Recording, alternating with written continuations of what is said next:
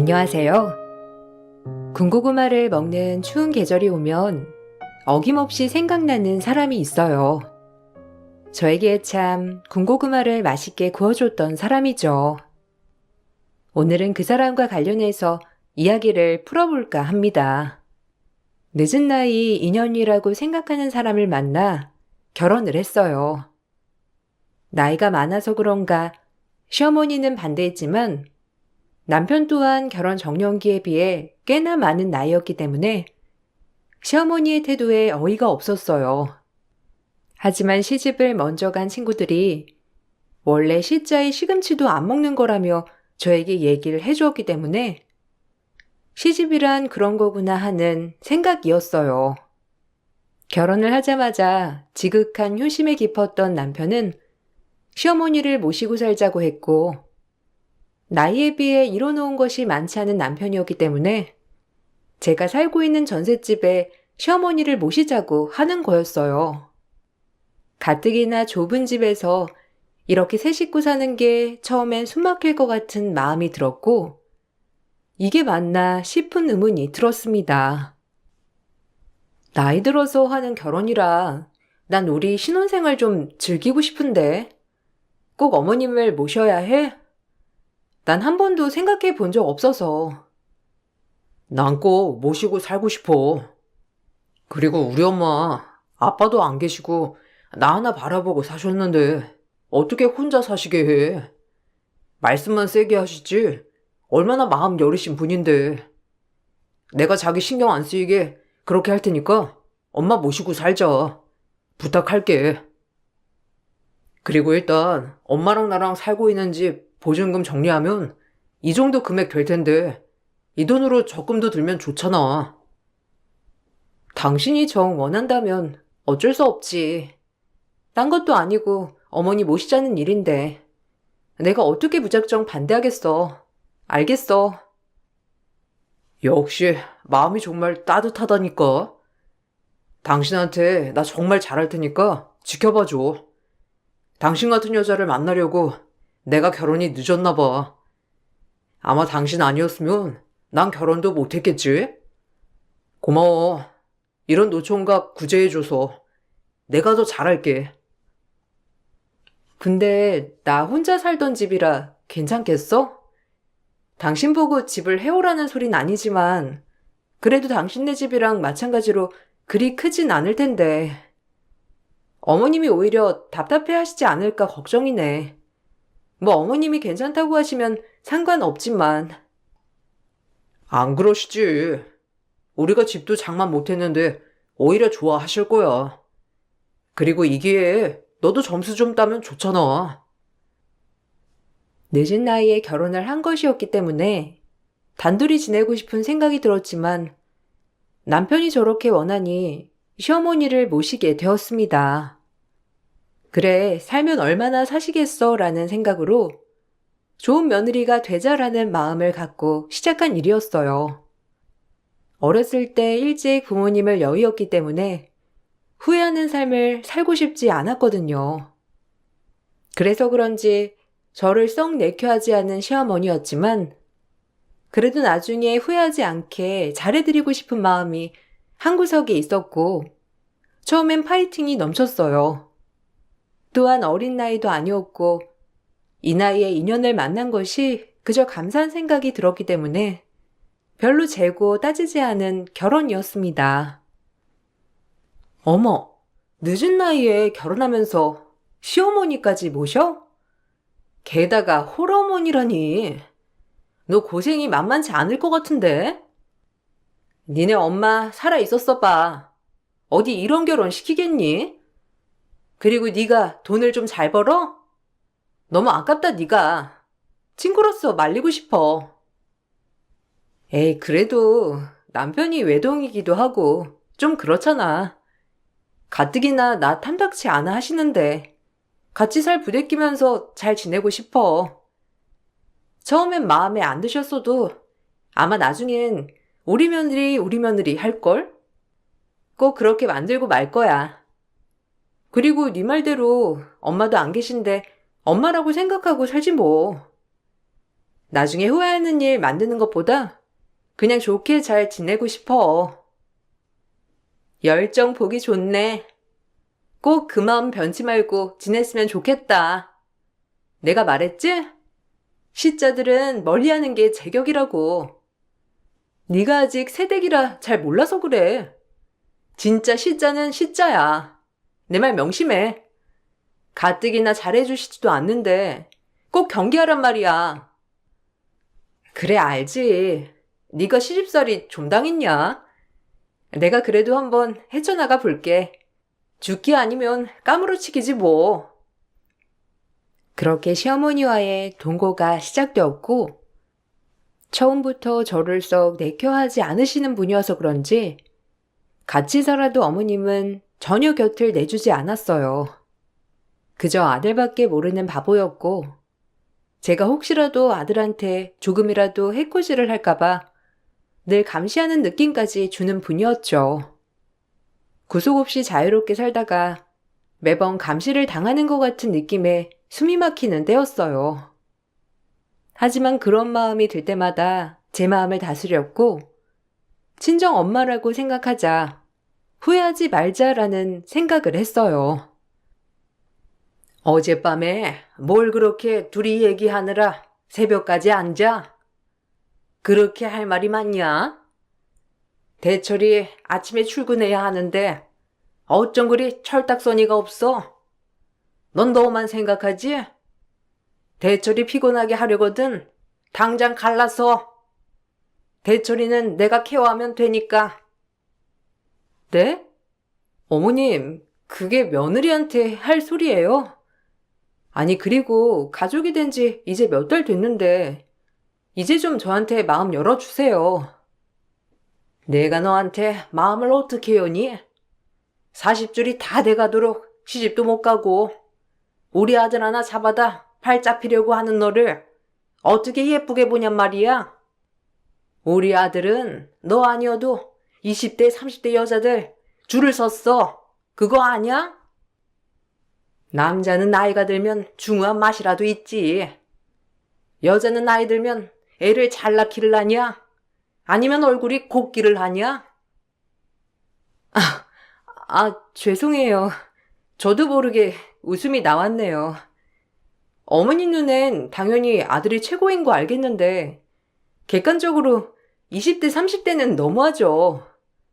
이 사람 나이가 있는데 대철 씨도 저 만난 게 다행이죠. 어머님은 참 객관적이지 못하시네요. 그리고 제가 대철 씨 잡아서 팔자를 피긴요. 이렇게 말하긴 뭐한데 저 벌만큼 벌어요.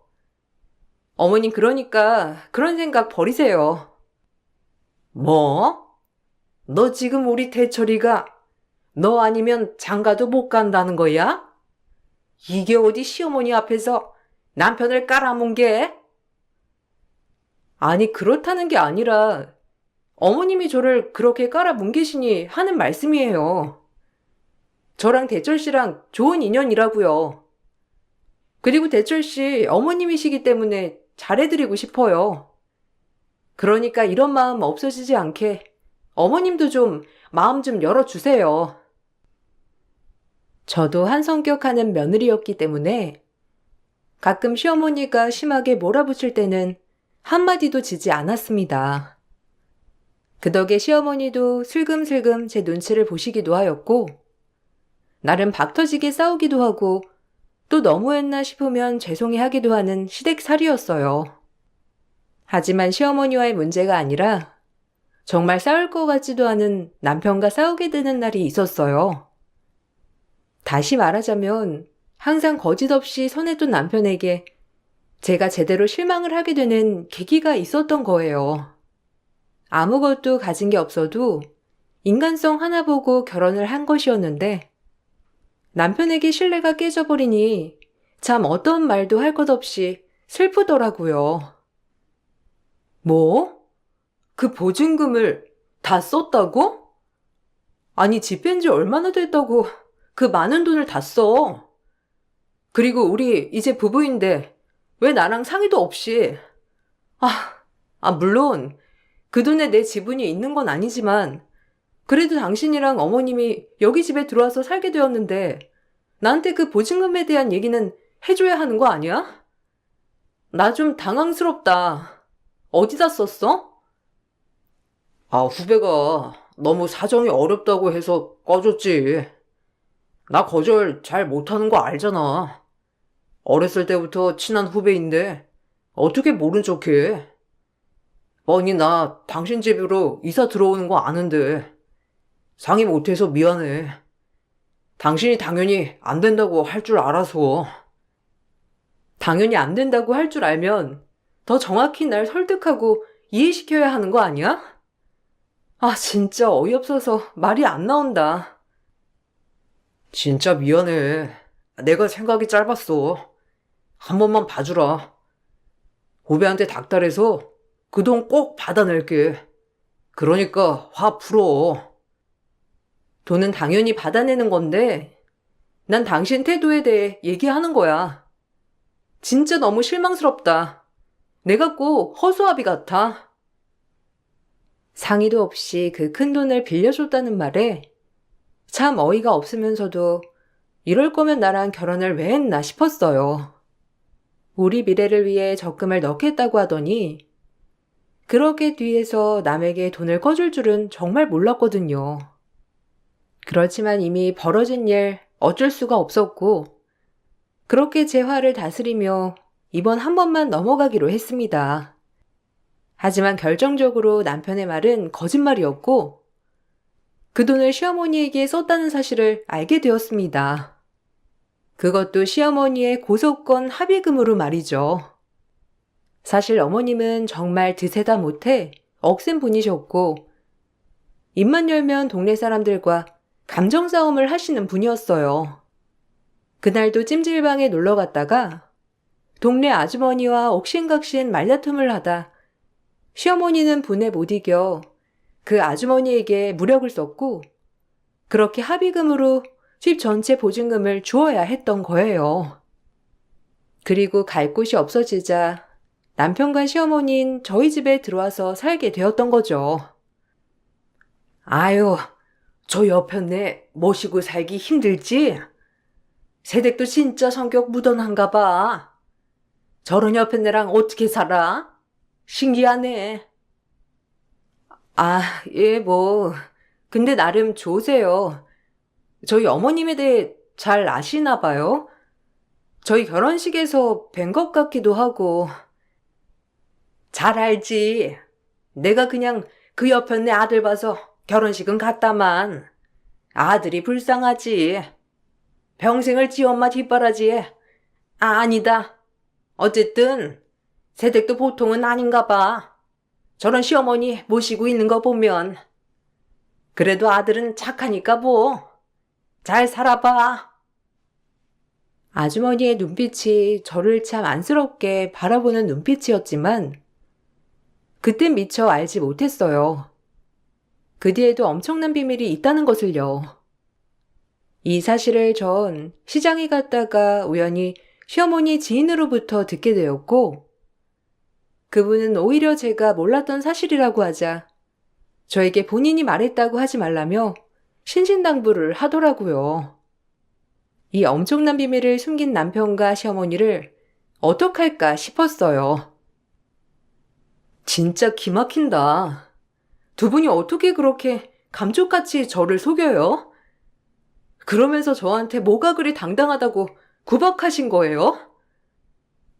미안해. 그래도 엄마 깜빵 가게 할 순 없잖아. 그 아주머니가 엄마 속을 긁었대. 막 남편 자랑하면서. 엄마가 오죽하면 그랬겠어? 가뜩이나 아빠 먼저 떠나보내고 힘드셨을 엄마인데 참고 참았던 게 그날 터진 거지. 이해해주면 안 될까? 어렸을 적 부모를 잃은 제 앞에서 아빠가 먼저 떠나셔서 엄마가 절이 됐다는 말이 와닿지가 않았어요. 오히려 핑계처럼 들리기도 했고 남편은 저에게 한 번만 봐달라며 사정을 하였지만 어머님은 표정부터가 아주 매섭고 반성이 없었습니다. 그래, 솔직히 얘기했으면 이해가 가지. 근데 나한테 적금 들었다고 하고, 또 들키니까 후배 꺼줬다고 하고, 어머님이 얘기 좀 해보세요. 저랑 대철 씨 이혼하라고도 하셨잖아요. 그럼 어디 가서 사시려고 그런 큰 소리를 치신 거예요? 사람이 살다 보면 실수할 수도 있는 거지. 넌 뭐가 그리 깨끗해서 우리 아들을 쥐잡듯 잡아?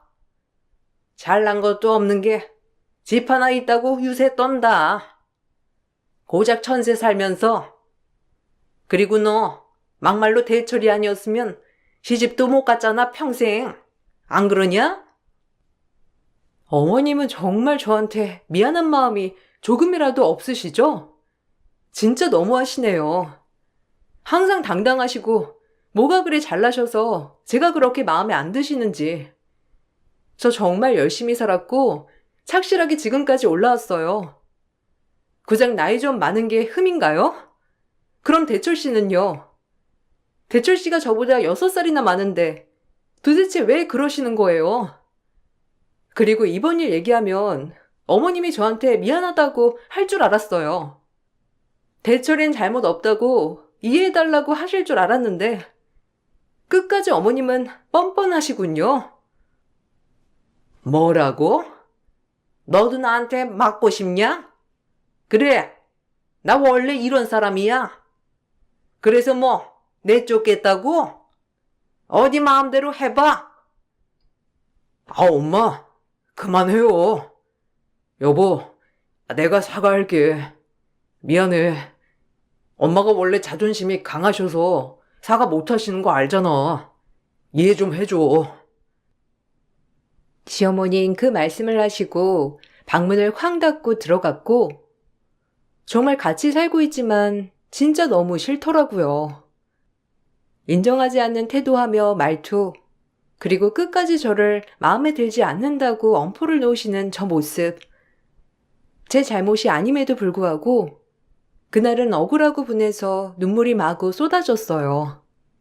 그런 저를 보고 남편은 많은 위로를 해주었지만 그 순간 남편마저 똑같이 보여 화가 풀리지 않았어요.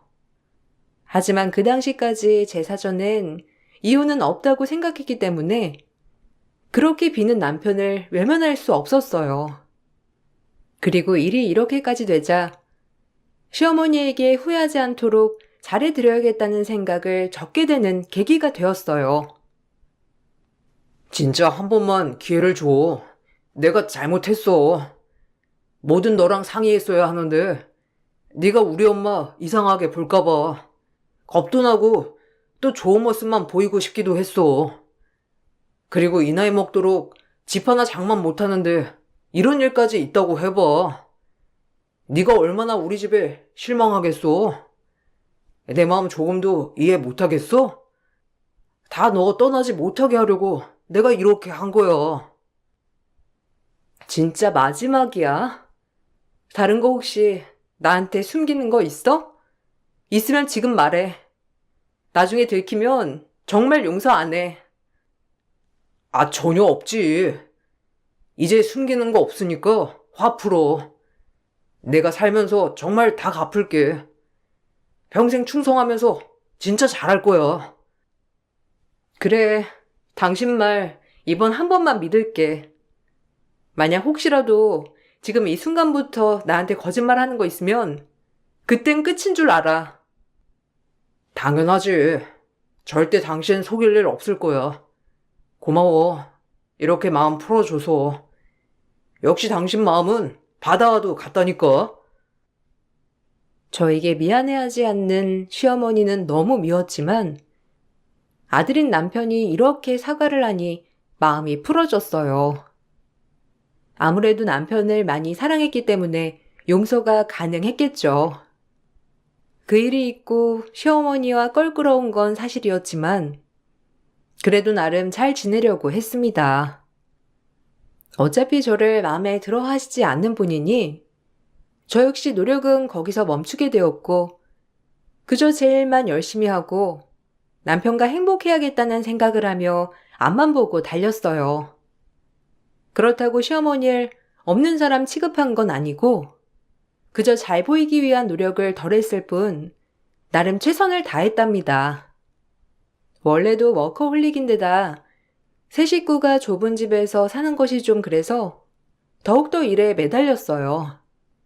디자인과를 나와 프리랜서였던 저는 하는 만큼 벌었기 때문에 휴일 없이 악착같이 일을 했고 그 덕분에 8년 만에 제대로 된 신혼집을 장만하게 되었습니다. 그리고 시기 좋게 2억 9천에 매매한 집이 부동산가 폭등으로 5억까지 올라 5억짜리 집이 되면서 이제 내 인생 정말 피는구나라고 생각이 들었어요. 진짜 독하다 너. 어떻게 집까지? 근데 그럴 줄 알았어. 너 같은 애가 집도 사는 거지. 정말 대단해. 대철 씨도 좋아하지? 대철 씨는 무슨 복이 있어서 그 나이에 너를 만나 이렇게 인생이 피냐? 솔직히 대철 씨가 널 잡은 게 땡 잡은 거지.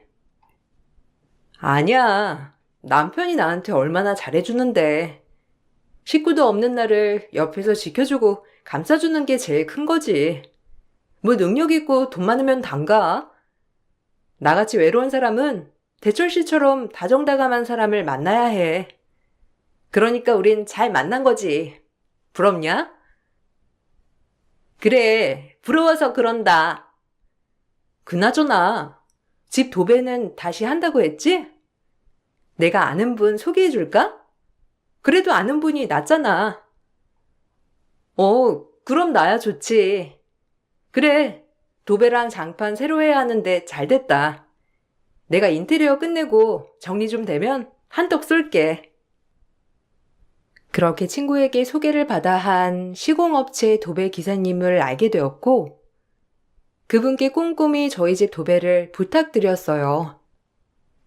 동네에서 워낙 도배를 많이 해보신 분이기도 하고, 이리저리 업체를 알아보는 것 또한 여간 보통 일이 아니라 바로 결정했어요. 그리고 도배가 끝날 무렵 인사도 드리고 집 좀 점검할 겸 집에 들렀는데 그날 저에겐 되돌릴 수 없는 날이 되었답니다. 그 도배 기사님의 한마디에 저의 인생이 180도 달라졌고 그로 인해 지금의 제 가치관 또한 변하게 되는 계기였으니까요. 저 오늘이 마지막이라서 드리는 말씀인데 사모님, 시어머니 믿지 말고 꼭 해봐요. 보이는 게 다가 아니니까. 네? 저희 시어머니를 아세요? 아니 어떻게... 그리고 무슨 말씀이신지 그냥 속 시원하게 말씀해 주시면 안 될까요? 아무래도 보여드리는 게 낫겠다 싶어 이렇게 보여드립니다. 사모님은 아시고 계셔야 할 것 같아서 말이죠. 지난번에 신랑분이랑 시어머니라고 하면서 같이 종종 여기 왔었잖아요. 저도 그때 딱 알게 됐어요. 어떻게 이런 일이 참... 8년 만에 장만한 5억 신혼집에서 시공을 마친 도배 기사님이 저에게 의문의 녹화본을 슬쩍 건네주는데 전 그 영상을 보고 그 즉시 생각할 겨를도 없이 112를 눌렀습니다. 그리고 그 파장은 어마어마했고 저 역시 충격에 아찔한 정신이었어요. 네가 감히 날 신고를 해? 네가 무슨 근거로 날 신고를 해? 저 대철이랑 살면서 어떻게 나를 이렇게 곤란에 빠뜨려? 어머님이 지은 죄는 받으셔야죠. 어떻게 그런 행동들을 하고 돌아다닐 수가 있어요? 대철 씨를 위해서라도 조사 받으세요. 네가 뭔데 나한테 이래라 저래라야? 아니 그리고 증거 있어? 네가 뭘 한다고 나서? 여자가 드색이나 해가지고. 아고 조용히 하세요. 다 증거 확보했으니까. 참 나이 드신 양반이 창피한 줄 아셔야지. 어디 와서 큰 소리예요? 네? 그 증거 나도 좀 보여줘요. 아니 나라는 증거 있어? 아주 쌍으로 사람 하나 잡는 거 아주 우습네. 야, 너 때문이야. 진짜 가지가지 하시네요. 어머님 하면 가지밖에 안 떠올라요. 하도 가지가지 하셔서. 사람이 어떻게 그리 뻔뻔해요? 이게 누굴 농락하나? 나 아니라니까. 아우, 억울해서 대한민국에 못 살겠네. 형사님, 저 아니라고요. 얘가 오해한 거라고요. 사실 그 도배기사님이 보여주신 녹화본은 어머님이 인테리어를 하는 집마다 돌아다니면서 비싼 자재들을 골라서 가지고 나오는 모습이었고, 하도 물건들이 없어지자 도배기사님이 인테리어를 할 때 CCTV를 슬쩍 달아놓았던 겁니다. 그리고 거기에 덜미가 잡힌 시어머니였고요. 저희 집 인테리어를 해주신 도배기사님뿐만 아니라 이 근방에서 리모델링하는 집을 맡은 기사님들이 하나같이 범인을 잡아야 한다며 입을 모았다고 했어요. 그리고 그 범인은 시어머니였습니다. 정확히 얼굴이 찍혔고 아무렇지 않게 물건들을 스리슬쩍 가지고 나가는 시어머니였어요. 너무 자연스럽게 가져가는 틈에 정말 훔치는 줄도 몰라 보이더라고요. 그리고 한두 번 해본 솜씨가 아니었고 그 모습을 보니 더욱더 소름이 끼쳤어요. 신고할까 말까 망설였어요.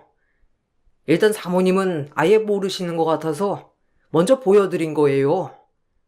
계속 시공하면서도 말씀을 먼저 드릴까 했는데 이제야 말하게 됐네요. 어쨌든 아주머니께서 반성을 하신다면 저희도 선처할 의향은 있습니다. 뭘 선처야? 내가 훔친 거 봤어? 아주 사람을 잡아도 유분수지. 내가 그렇게 만만해 보여요? 기사 양반, 말 똑바로 해. 아니 아줌마, 증거가 있다니까요. 어떻게 저렇게 뻔뻔할 수가? 걸렸으면 창피한 줄 알아야지. 아줌마 사과부터 해야 하는 게 원래 정상이에요. 이렇게 발뺌할 게 아니라 증거까지 다 있다는데 어쩜 이리 뻔뻔해요? 인생 헛사셨네. 뭐야? 네가 뭔데 나보고 헛살았다 말아야? 나 명예훼손으로 다 고소할 거니까 그리 알아. 감히 날 도둑 취급해? 같이 경찰서에 간 기사님에게도 큰 소리를 치는 어머님을 보고 정말 답도 없는 노인네다라고 생각이 들었습니다. 그리고 제가 시어머니임에도 불구하고 112에 신고를 하자 시어머니는 분노를 하였고 경찰서에서 알게 된 사실 하나는 시어머니가 무려 정가 사범이었다는 사실도 알게 되었어요. 정말 당황스러웠고 어이가 없었지만 더 황당했던 건 저를 탓하는 남편이었습니다. 전 사실 남편이 정말 큰 충격에 빠질까봐 어떻게 말을 해야 할지 고민하고 있었던 찰나였거든요. 그러나 남편은 원래도 어머님의 도벽을 알고 있었고 그럼에도 불구하고 신고를 한 저를 나무라는 모양새였어요. 황당하지 않나요? 엄마가 적적해서 좀 물건들 좀 팔아먹은 거 가지고 그걸 신고해? 솔직히 너는 개입된 일 아니잖아. 근데 어떻게 시어머니를 신고할 수가 있어? 네가 그러고도 사람이냐? 엄마가 지금 연세에 또 깜빵에 가셔봐. 버틸 수냐 있겠냐고. 너 너무한다. 그래서 나한테 어머님 정가 사범인 거 숨겼니? 내가 말했지? 나한테 숨기는 거 없이 모조리 오픈하라고. 근데 이 큰 걸 숨기다니. 진짜 당신도 어머님이랑 한통속이야. 어머님이 저렇게 정가까지 있으면 더더욱 행실을 조심시켰어야지. 그리고 지난번 고소건도 그래. 한두 번 아니었던 거야. 그렇지? 그러니까 별로 놀라지도 않는 당신이고. 참 대단하다, 두 모자. 엄마가 얼마나 힘드셨으면 도둑질을 했겠어? 그리고 그 정가는 다 살기 힘들 때 먹고 살려고 절도한 거야. 불쌍한 거지. 아빠 일찍 돌아가시고 엄마가 악착같이 날 먹여 살리려고 고생하신 거라고. 그게 다 절도였지만 그래도 안쓰럽지 않아? 먹고 살기 힘들다고 절도하지 않아. 그리고 저번에 무력 쓴 건 뭐고? 어머님 그냥 성격이고 천성이야. 주변에서 아무도 잘못했다고 얘기를 안 해주니 이런 꼴이 나지. 당신도 책임 있어. 매번 그렇게 뒷수습을 해줄 게 아니라 어머님을 못하게 했어야지. 예, 대철아. 너 가진 돈 있지? 이 사람들한테 합의해주고 나 좀 꺼내줘라. 어디 이것들이 사람을 함부로 쳐넣어? 죄송한 줄 아셔야죠. 진짜 전 이런 모습이 더 싫은 거예요. 어떻게 사람 낯짝이 그리 두꺼울 수가 있어요? 참 대단하시네요. 그 와중에도 남편은 어머님을 두둔했고, 남편의 말과는 다르게 시어머니의 절도는 대부분 무력 행사와 절도였어요. 젊었을 적 버릇 개 못 준다는 말이 딱 맞았고, 그렇게 깜빵을 4번이나 갔다 왔음에도 불구하고 절도를 또 저질렀던 거예요. 더 웃겼던 건 시어머니는 반성을 전혀 하지 않았고, 오히려 제가 신고한 것에 대해 분개만 할 뿐이었죠. 정말 갱생불가의 인간이라고 해도 과언이 아니었습니다. 어머님께 피해를 받은 여러 기사님들은 반성하지 않는 어머님에게 합의는 없다고 하시며 제대로 벌을 받으라고 하셨고, 저 역시 그런 모습을 보고 더 이상 시어머니와 함께 할 수 없다는 판단을 내렸어요. 이 늙은 노인네가 그저 장난 좀 친 거 가지고 다들 너무한 거 아니에요? 그리고 네가 제일 나빠. 이때다 싶어가지고 시애미를 고소해? 나쁜 것 같으니라고. 지는 얼마나 깨끗하다고 감히 날 고소해? 넌 내 며느리 될 자격도 없어. 저도 어머니 며느리 사퇴하겠습니다. 벌 달게 받으시고, 대철 씨가 왜 그 나이 되도록 한 푼도 못 모았는지 알겠네요. 늘 어머님 합의금을 갚느라 등골이 휘었겠죠. 그럼에도 불구하고 아직까지도 어머니를 감싸네요. 아들 하나 정말 잘 키우셨어요. 그 아들이랑 100년 해로 하시고 전 이만 빠져드릴 테니 벌 달게 받고 나오세요. 그럼 이만 더 이상 엮이는 일 없었으면 합니다.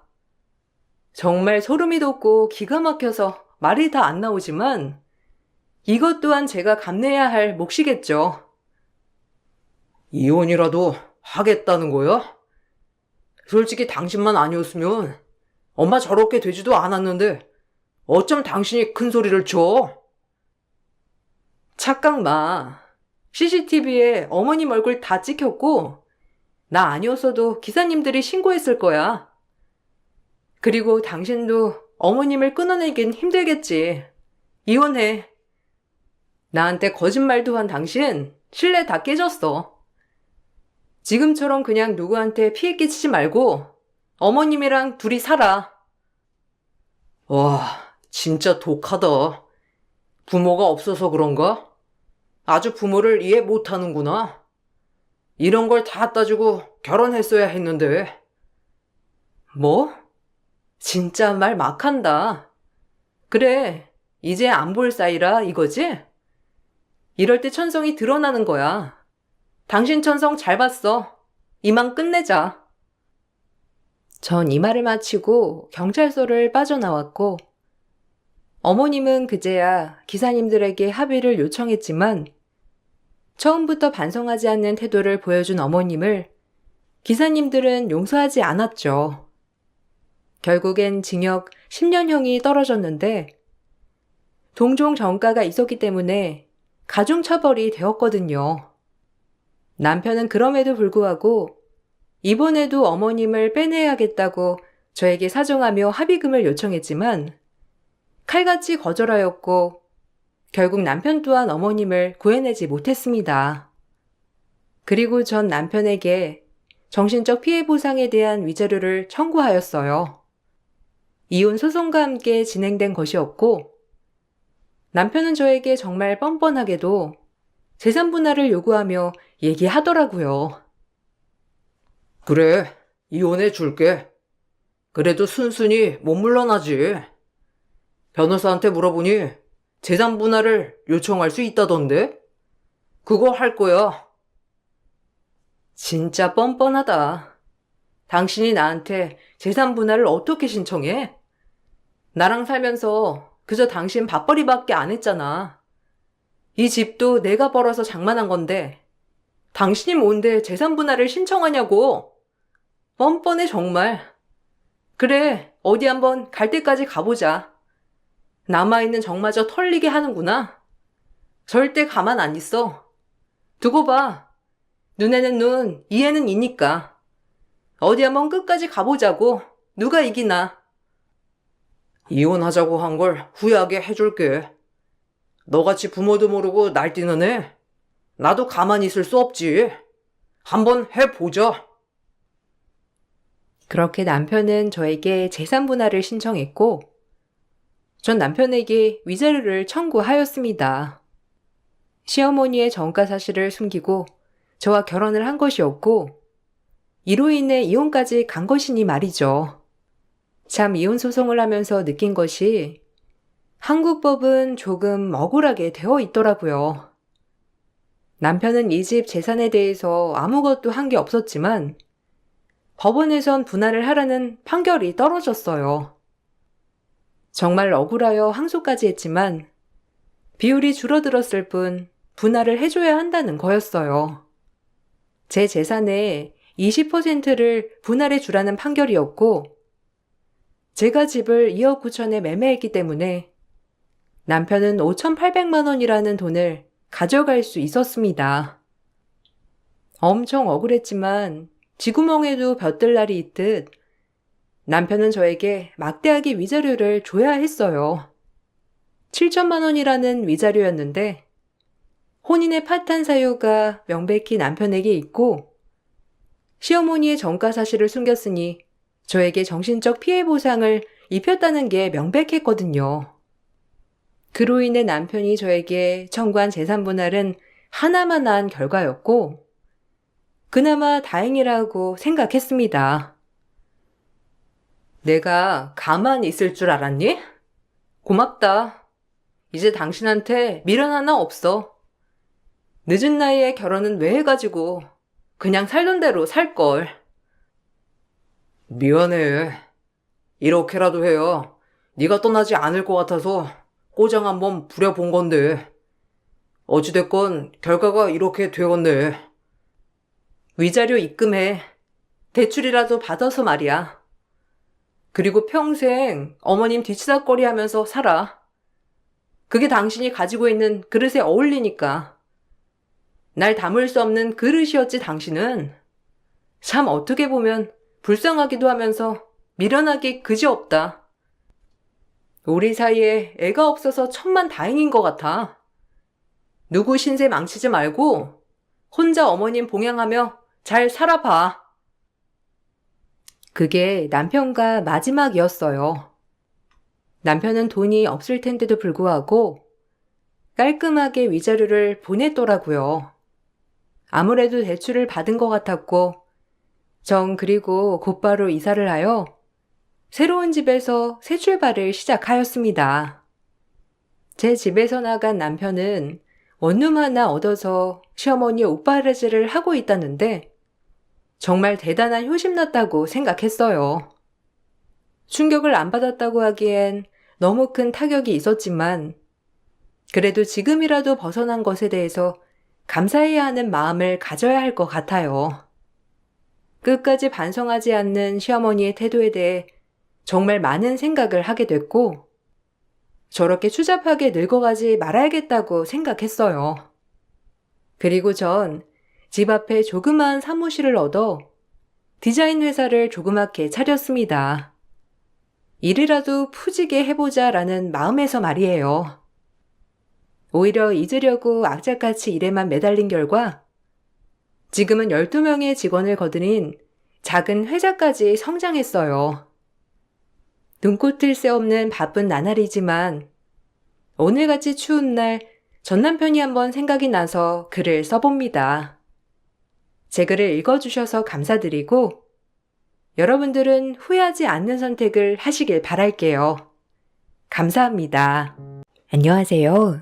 저는 오늘 저희 가족에게 상처를 안겨줬던 시모를 고발하려고 사연을 신청하게 된 40대 초반 여자입니다. 정확히 저번 달 8월에 시부모님이 평창동으로 이사를 하셨어요. 원래 아파트에서 살고 계셨는데 전원주택 생활을 하고 싶다며 살던 곳을 정리한 뒤 평창동으로 옮기게 되었죠. 이때까지만 해도 크게 신경 쓰지 않고 있었던 일들인데 어느 날 시모가 저희 엄마가 장사하시는 식당에 찾아오셨어요. 평소에 저희 집안 무시하시던 시모가 무슨 이유 때문에 식당에 왔는지 알 수 없던 저는 경계를 할 수밖에 없었습니다. 저는 엄마를 도와서 식당을 함께 운영했기 때문에 그동안 시모가 어떤 식으로 행동을 해왔는지 전부 다 지켜봐서 아침부터 기분이 별로 좋지 않았어요.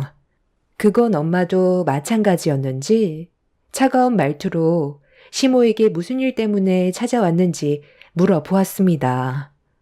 보통은 아침 식사를 하러 왔냐는 말이 먼저 나오는 게 당연하지만 시모는 저희 엄마 가게에서 단 한 번도 식사를 하신 적이 없으셨어요. 그 이유는 황당하게도 손바닥만한 가게에서 만드는 음식의 질이 떨어질 것 같다면서 자기 입을 버리고 싶지 않다고 대놓고 무시를 한 적이 있었습니다.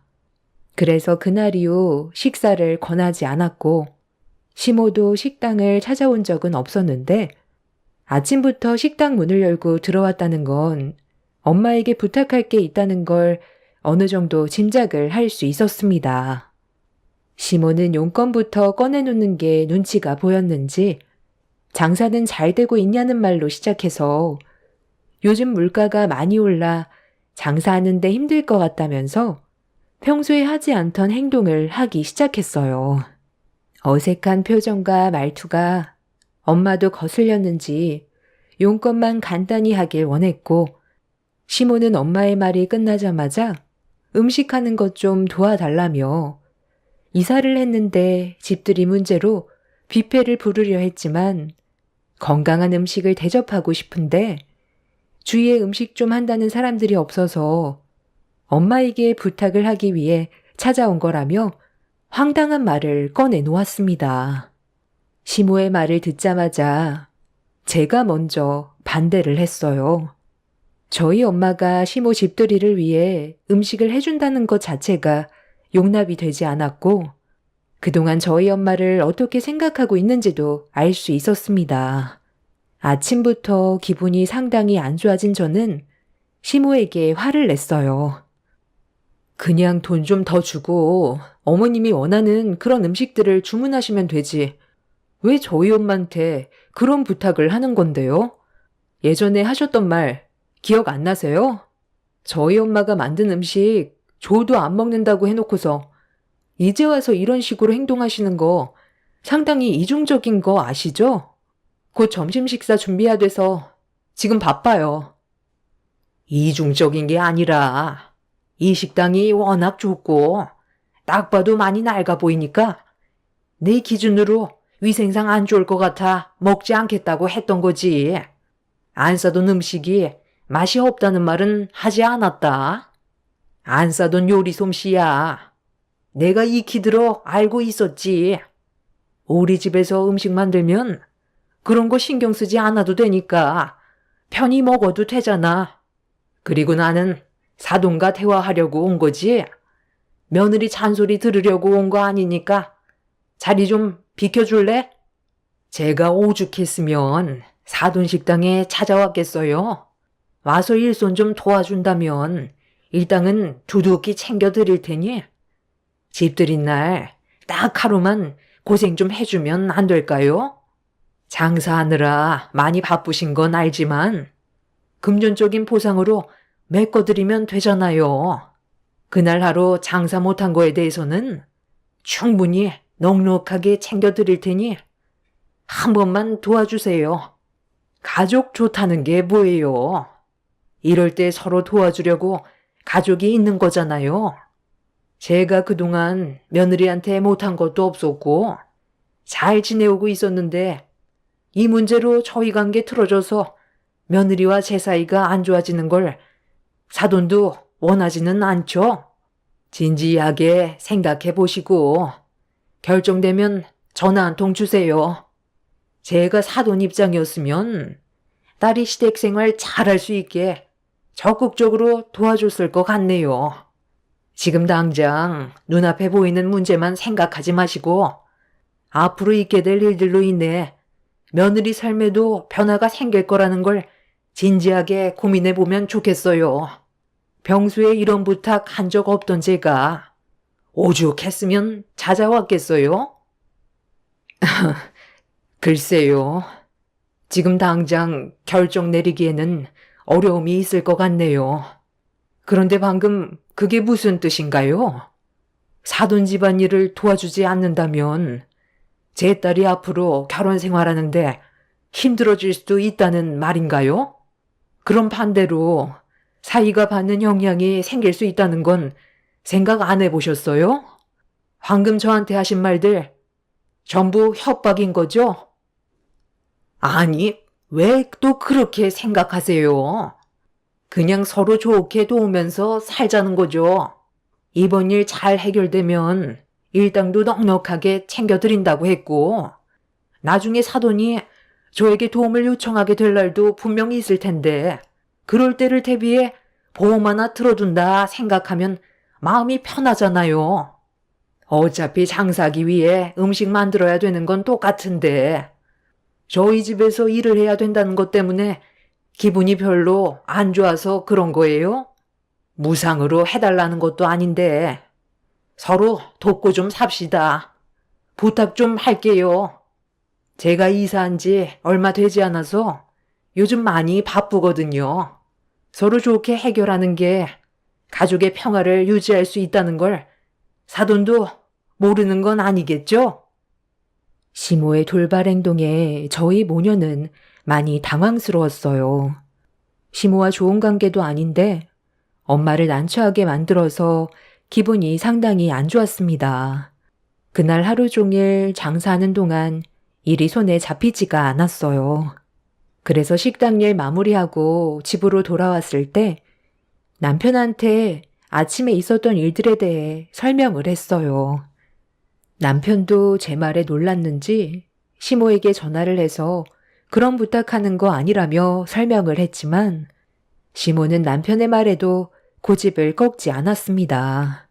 무조건 저희 엄마가 일을 해주길 원하고 있었어요.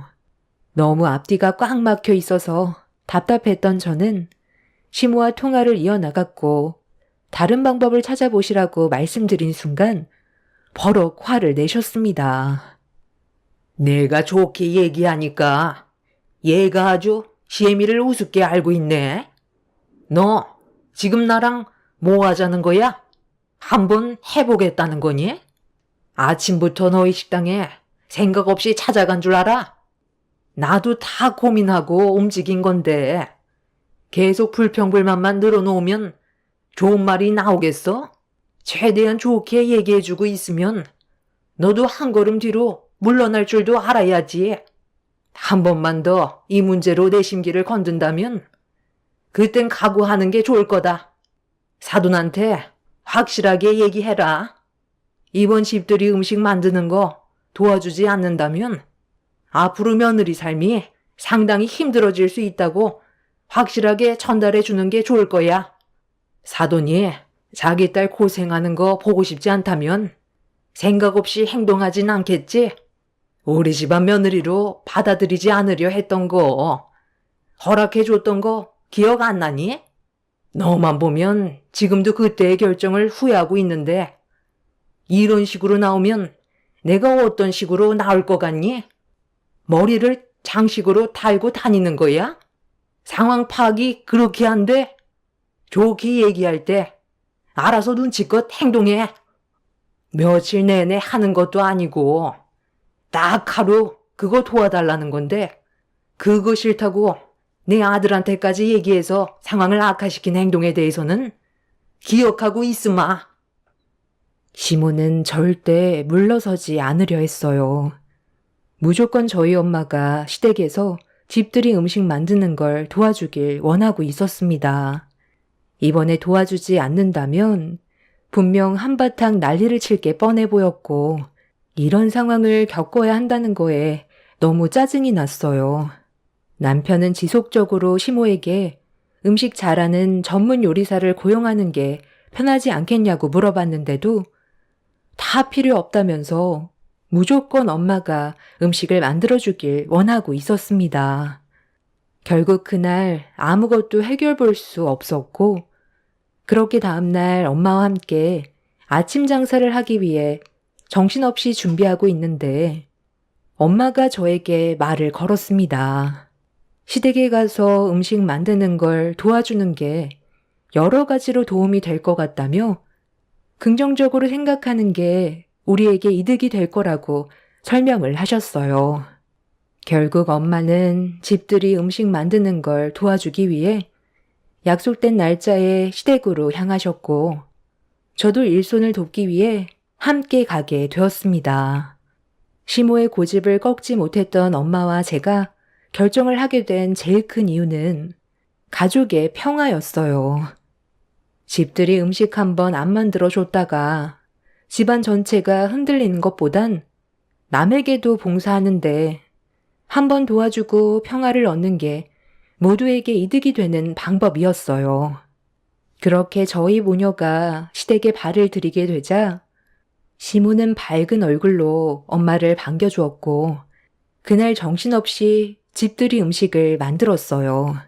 이미 시모가 엄청나게 많은 식재료를 준비해 놓았던 터라 주방에서 잠깐의 쉴 틈도 없이 많은 양의 음식들을 만들었고 거의 다 끝나갈 시점에 집들이 손님들이 한두 분 오기 시작했어요.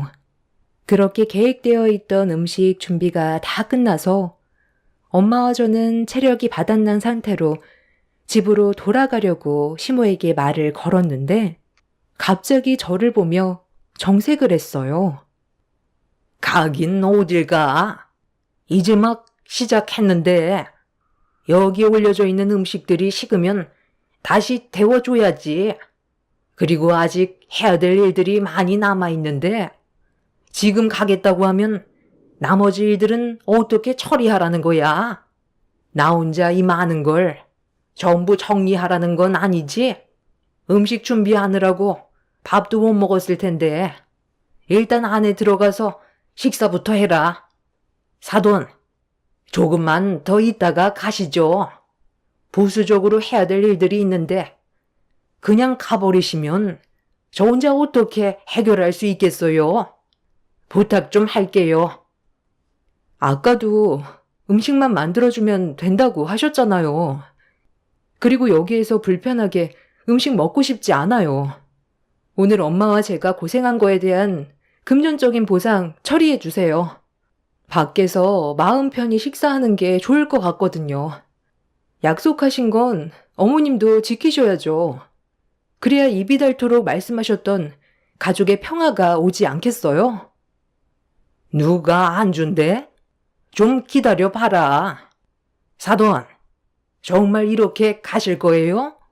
이제 막 손님들 몰려오는데 그렇게 되면 저 혼자 일손이 부족해서 오늘 집들이 매끄럽게 진행할 수 없을 거예요. 고생하신 거 충분히 알고 있는데 좀 더 도와줬으면 좋겠어요. 제가 오늘 일당 후하게 쳐드릴 테니 하루만 저에게 시간을 넘겨주세요. 왜 아까랑 말이 달라요? 손님들 오기 전에 음식 만들고 가면 된다고 하셔놓고 이제 와서 엄마와 저를 붙잡으면 일을 더 하라는 거잖아요. 정말 왜 그러세요? 음식만 만들면 끝나는 줄 알았는데 이게 또 식으면 맛이 없잖아. 수시로 데워줘야 하는데 나는 집들이 손님을 맞아야 하는 입장에서 주방에만 박혀 있을 순 없잖니? 아버님은 어디 가셨어요? 아버님한테 좀 도와달라고 하면 되잖아요. 이러니까 제가 전문적인 사람들을 고용하라고 했던 거잖아요. 왜 이렇게 사람을 힘들게 하세요? 시부는 출장을 떠난 상태라 일주일 뒤에나 온다면서 계속해서 엄마와 저를 나가지 못하게 붙잡았어요. 엄마는 좋게 마무리하는 게 좋을 것 같다면서 시모의 부탁을 들어주었고 저희 모녀는 다시 집안에서 대기를 하고 있었습니다. 그 사이 상당히 많은 시모의 지인분들이 집들이 축하를 하기 위해 몰려 들어왔고 마당에 세팅이 된 음식들을 퍼날라 정신없이 식사를 시작했어요. 그릇에 담아놓은 음식들이 순식간에 비어지자 엄마는 음식을 다시 채워주기 위해 밖으로 나갔고 저도 엄마를 따라 도와주고 있는데 지인 한 분이 저를 뚫어지게 바라보고 있었습니다. 그런데 바라보는 시선이 별로 좋지 않았어요. 뭔가 할 말이 있는 듯 보였는데 머뭇거리는 것처럼 보였습니다. 기분 나쁜 시선을 등지고 음식 정리를 하고 있는데 시모가 저희를 바라보던 그분 옆으로 가까이 다가가더니 한마디 하셨네요. 아, 누군지 궁금해서 쳐다보는 거야? 내가 오늘 부른 출장 요리사야. 음식 맛 나쁘지 않지? 저쪽 동네에서 한식당을 운영하고 있는데 손님들이 꽤 많더라고. 그래서 부탁 좀 했지. 순애 너 한식 좋아하잖아. 내가 섭외하는데 얼마나 애먹었는지 알아? 오늘 일당 30만 원 주려고 생각 중인데 음식들이 마음에 들면 팁도 좀 주고 그래. 어쩌기 음식 다 채워놨으면 제가 신호주기 전까지는 나오지 말고 집안에서 대기하고 있어요. 어느 정도 했으면 들어가 있어야지. 왜 방황하고 있는 거예요? 빨리 들어가 있어요. 왜요? 저희가 창피해요? 사돈지간이라는 말을 왜 못하세요? 그리고 출장 요리사요?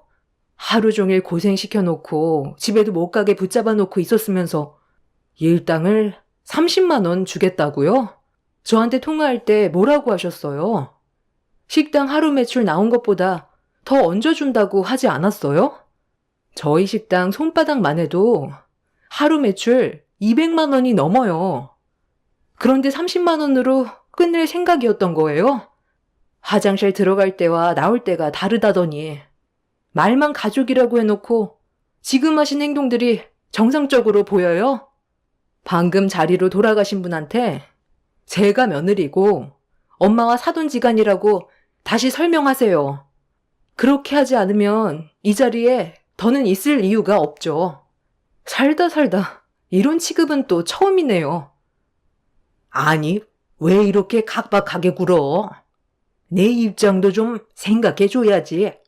이 상황에 너를 며느리라고 소개하고 사돈지간이라고 말을 하면 나를 뭐라고 생각하겠니? 그러니까요. 그런 것 하나 창피하면서 왜 가족을 부렸는지 정말 이해가 안 되네요.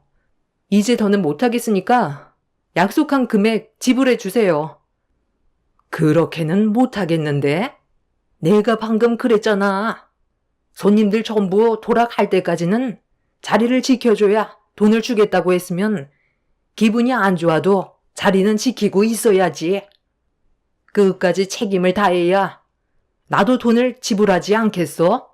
지금까지 한 노력에 대해 금전적인 보상 받으려면 이 일로 기분 상하게 하지 말고 내가 시키는 대로 해. 알겠어? 하여간 없는 것들이 돈은 더 밝힌다니까. 그거 못 받을까봐 걱정되는 거야? 잘해야 줄 거니까 앞으로 남은 시간 정성껏 손님들 모셔. 사돈도 그렇게 해주실 거죠? 보자 하니까 아주 도가 지나치군요. 저희가 사돈한테 무시당할 만큼 못난 것도 아니고 저도 강서방 봐서 도와주려고 내키지 않은 거 힘들게 해줬으면 감사하게 생각해야 되는데 사돈이 아닌 출장 요리사라고요? 제가 아무 말 없이 묵묵히 있으니까 무시해도 된다고 생각하는 거예요? 뭐예요? 엄마는 시모의 막말에 참고 있었던 감정이 터져버렸는지 흥분을 가라앉히지 못하셨어요. 언성이 높아지기 시작하자 시모는 당황했는지 엄마를 진정시키기 위해 서둘러 자기 잘못을 인정하면서 지인들의 눈치를 보고 있었습니다. 음식을 먹고 있던 분들 모두 저희 쪽을 바라봤고 시모는 제발 그만 좀 하라면서 엄마를 끌고 집 안으로 들어가려는데 엄마가 강하게 저항하면서 돈을 지불해달라고 하자 시모도 화가 치밀어 올랐는지 갑자기 엄마를 바닥으로 내동댕이 쳐 버렸습니다. 거참, 말 더럽게 안 듣네. 사돈지간이라는 말이 그렇게 듣고 싶나? 그 말 한마디 안 해줬다고 이 난리를 치는 거냐고. 적당히 해야 봐줄만 하지. 구차하게 이러는 거 민폐인 거 몰라요? 나중에 다 해결해 준다고 했잖아요. 그럼 좀 참고 기다리면 될 것을. 사람 많은 데서 저를 난처하게 만들어야 되겠어요? 그렇다고 그런 식으로 사람 마음에 상처되는 말을 아무렇지도 않게 생각 없이 뱉어도 된다는 거예요? 조용히 있으니까 아주 사람을 우습게 보고 있네. 어머님이 잘못하셔놓고 왜 저희한테 뭐라고 하세요? 아무리 그래도 그렇지. 어떻게 저희 엄마를 내동댕이 칠 수가 있어요? 저리 비키세요. 어딜 밀쳐? 너도 당해봐야 정신 차릴래? 내 허락 없이는 이 집에서 절대 못 나가니까 당장 들어가 있어. 누가 없는 것들 아니랄까봐. 돈 떼어 먹을까봐 걱정되니? 자리에서 일어난 엄마는 시모를 강하게 밀쳤고 시모도 이해질세라 엄마의 어깨를 강하게 밀어버렸어요. 결국 서로의 감정은 순식간에 안 좋아졌고 시모가 엄마의 머리채를 잡자마자 격한 몸싸움이 시작이 되어 버렸습니다. 저도 시모에게 달려들어 한바탕 난리를 쳤고 식사를 하던 시모의 지인들이 저희 모녀와 시모를 말리기 시작했어요. 엄마는 화가 덜 풀렸는지 마당에 있던 음식이 담긴 쟁반을 들고 와 시모의 얼굴을 향해 집어 던졌어요. 시모는 그날 일당은 주지 못하겠다며 저와 남편과 강제 이혼시킬 거라며 고함을 쳤습니다. 저는 그 말을 받아치면서 시모가 원하는 대로 흘러가지 않을 거라며 먼저 문제를 일으킨 시모에게 법적 소송을 제기할 거라고 화를 내게 되었습니다. 시모의 지인들은 그제서야 저희 엄마가 시모와 사돈지간인 걸 알게 되었고 제가 며느리라는 것도 알게 되었습니다.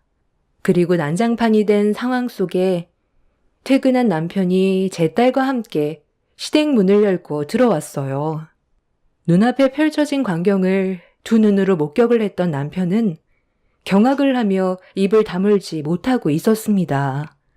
어떻게 된 일이냐고 물어보길래 전체적인 상황에 대해 설명했고 남편은 동네가 떠나갈 정도로 화를 냈어요. 애초부터 전문적으로 일하는 사람을 고용했다면 이런 일은 일어나지 않았을 거라고 분노를 가라앉히지 못하고 있었습니다. 그런데 그 순간 누군가 대문을 두드렸어요.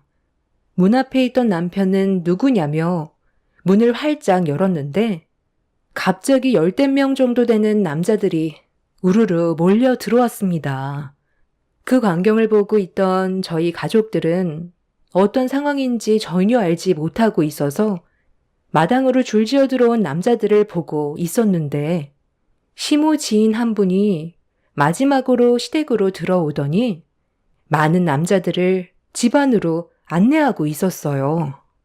시모는 당황한 얼굴로 저희 부부와 엄마를 번갈아 쳐다보면서 말을 더듬고 있었습니다. 아니, 너 지금 뭐 하는 거야? 이 많은 남자분들 네가 아는 사람들이야?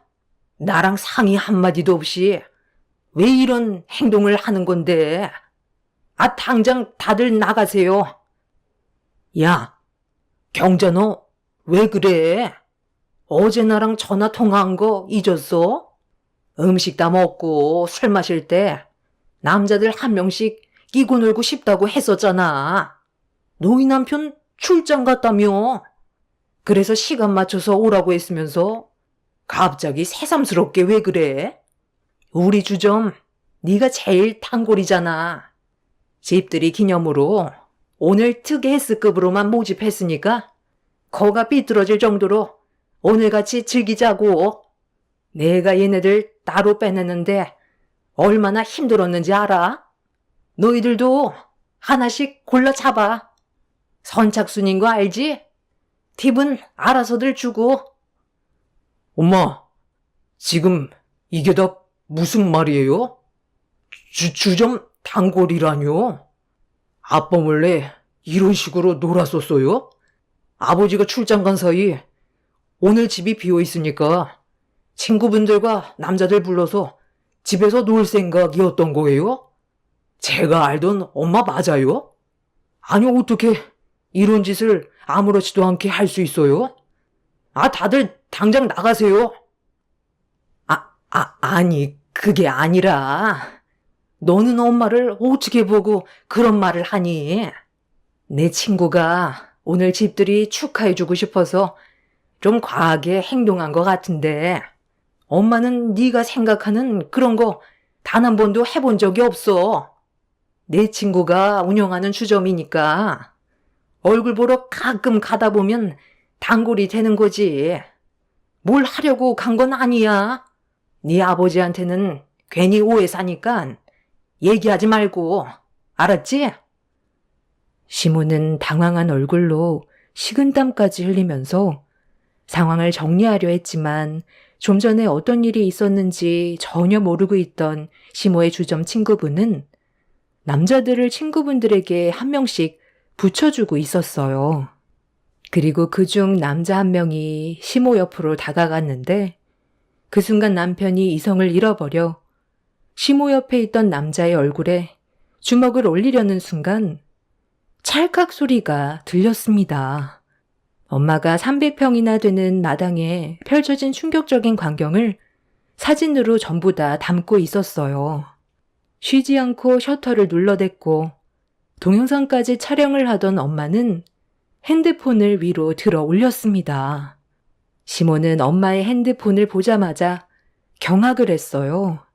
엄마가 전송 버튼을 누르는 순간 시부에게 눈앞에 펼쳐진 충격적인 상황이 전송이 되는 거였고, 그렇게 된다면 이런 사실을 시부가 알게 될 테고 돌이킬 수 없는 전개로 흘러가는 최악의 상황까지 가게 되는 거였죠.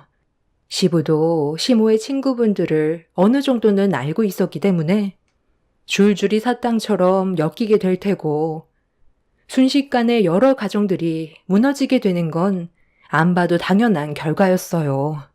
엄마가 핸드폰에 전송 버튼을 가져다 대자 시모 친구들이 기함하며 절대로 전송하면 안 된다고 엎드렸고 기구만장했던 시모마저 엄마 앞에서 무릎 꿇고 큰절하듯 넙죽 엎드려 이번 한 번만 넘어가 달라면서 좀 전에 있었던 일들에 대해 자신의 잘못을 인정했습니다.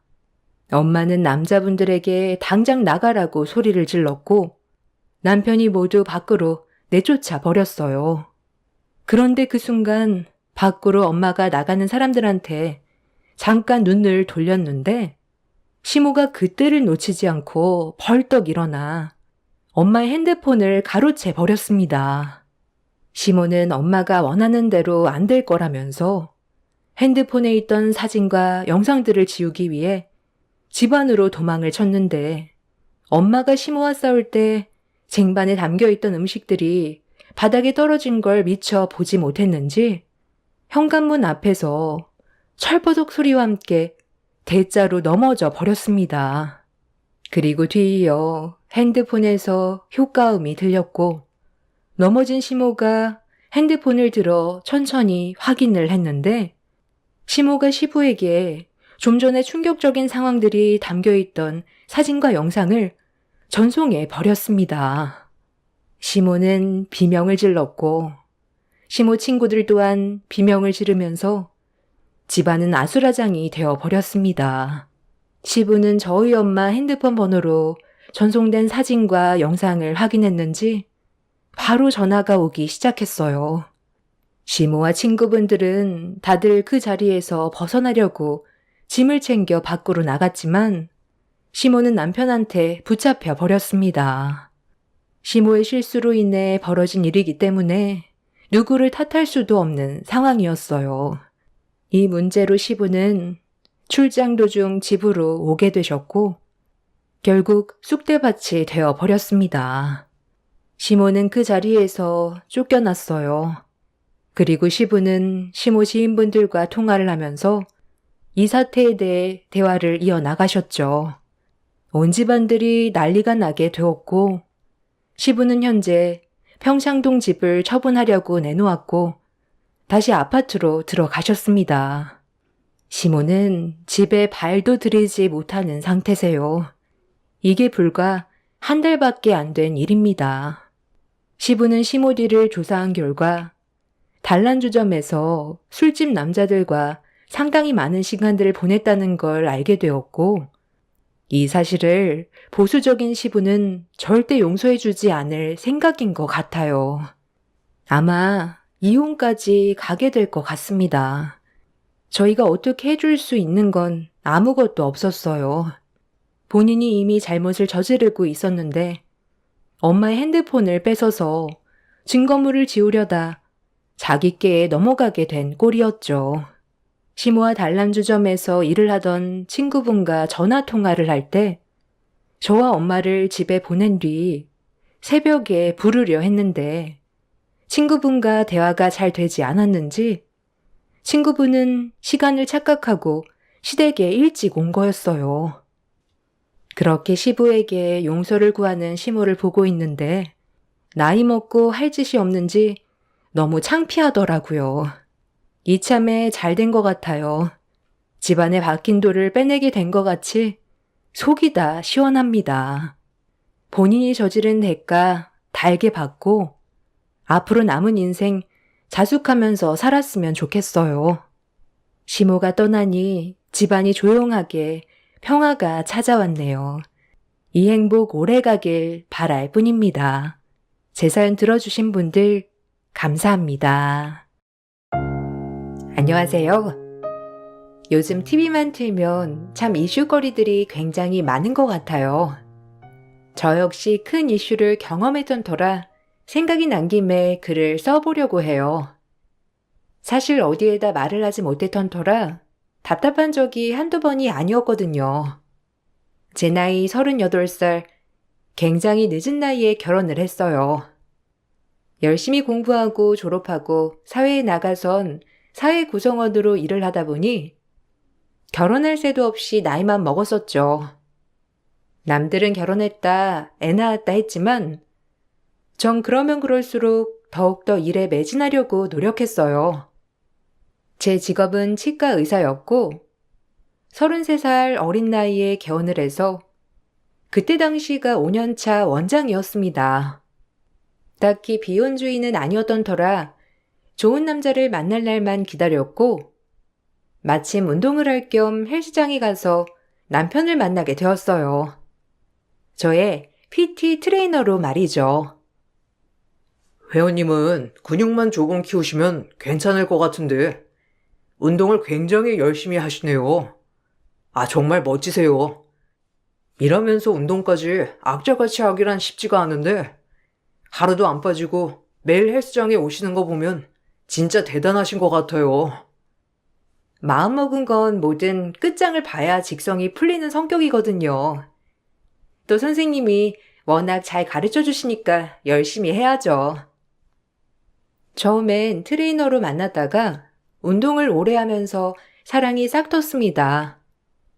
잘생긴 외모와는 달리 순박한 모습들이 저를 사로잡았어요. 저보다 5살이나 어렸던 남편이었고 그렇기 때문에 아직 자리를 잘 잡지 못한 상태였어요. 늘 다정하고 자상한 남편을 절대 놓치고 싶지 않다는 생각이 들어 결혼을 결심하게 되었습니다. 남편 또한 어리지만 책임감 하나는 훌륭했고요. 그래도 이렇게 결혼해서 살고 보니 너무 좋다. 결혼은 진짜 모든 사람들한테 강력 추천이야. 우리 행복하게 살자. 내가 더 능력이 있었으면 좋았을 텐데. 당신한테 염치가 너무 없어. 이 집도 그렇고 내 헬스장도 차려주고 진짜 고마워. 아니야, 돈이 뭐가 중요해. 당신이 이렇게 변치 않는 마음으로 한결같은 게 더 중요하지. 이런 건 부담 갖지 마. 집도 표면상 남자가 해와야 하는 건데 내가 능력이 부족해서 너한테 신세진 거 아닌가 싶어. 고맙고 참 미안하다. 아니라니까. 그런 말 하지 마. 부부 사이에 왜 그렇게 미안해해. 내가 좋아서 해준 거니까 이제 미안하단 얘기는 그만. 상대적으로 사회에서 빨리 자리를 잡은 저와는 달리 대학 졸업 후 운동만 하다 헬스 트레이너로 늦게 시작한 남편은 저보다 능력이 부족했어요. 그러기 때문에 결혼을 준비할 때 제가 많은 비용을 부담했었고 제 치과와 가까운 곳에 신혼집을 얻게 되었어요. 그리고 마침 치과 건물 2층 자리에 임대가 싸게 나왔기에 남편이 홀로 자립할 수 있는 헬스장까지 차려주게 되었죠. 물론 그 모든 매출 관리는 제가 한다는 전제하에 차려준 것이에요. 그런 저를 시댁에선 참 많이도 고마워했어요. 우리 대빈이가 너를 만나서 얼마나 잘 풀리는지 몰라. 내가 며느리 하나는 정말 잘 얻었지. 치과 의사에 우리 대빈이 앞날까지 탄탄대로 있니? 정말 말해 뭐해? 고맙다 우리 며느리. 다달이 용돈까지 챙겨주고 내가 요즘 살맛나 진짜. 아니에요. 제가 할 수 있으니까 해드리는 거죠. 부모님 없이 할머니랑 단둘이 살아서 이런 가족의 품이 너무 좋아요. 그래, 날 엄마라고 생각해. 우리 안타까운 며느리. 부모 없이 어쩜 이리 잘 자랐을까? 진짜 대단한 것이야. 내가 네 든든한 울타리가 되어줄게. 시작은 미약했지만 끝은 창대하리라 라는 말처럼 지금은 네가 이렇게 많은 것을 가정에 기여하지만 내가 나중에 너 일 안 하고 집에서 푹 쉬게 해줄 거야. 나만 믿어. 아무리 연하라도 믿을만 하지? 그래, 듣기만 해도 진짜 든든하다. 고마워, 그렇게 말해줘서. 근데 너무 무리하지 마. 나도 좋아서 하는 거니까. 어렸을 적 부모님의 부재로 저의 외할머니가 저를 지금까지 길러주셨고, 제가 결혼하기 몇 해 전 돌아가셨어요.